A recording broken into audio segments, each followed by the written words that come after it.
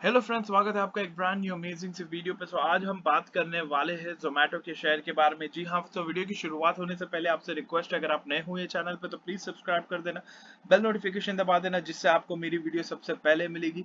इसी के साथ में गाइस मैं आपको बताना चाहूंगा, मैं सभी रजिस्टर्ड नहीं हूँ, तो आप कोई भी डिसीजन लेने से पहले एक बार डिस्कस या कंसल्ट कर सकते हो अपने फाइनेंशियल एडवाइजर के साथ में।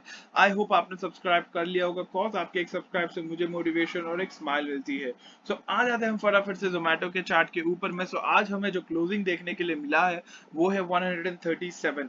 कल के लिए हमारे क्या इंपॉर्टेंट लेवल्स होने वाले, क्या हो सकता है, इसके लिए हम इसके ऊपर में हम आज बात करने वाले हैं। कल के लिए हमारा जो फर्स्ट सपोर्ट निकल के आएगा वो है 136 रुपीज का।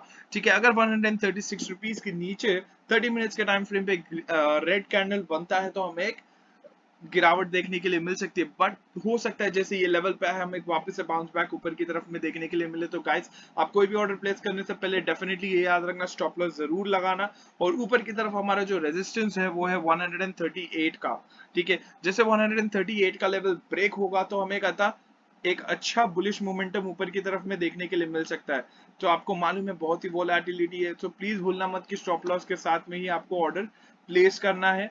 और इसी के साथ में गाइस ट्रेड सेफली मिलते हैं अगले वीडियो में, तब तक के लिए बाय बाय, टेक केयर।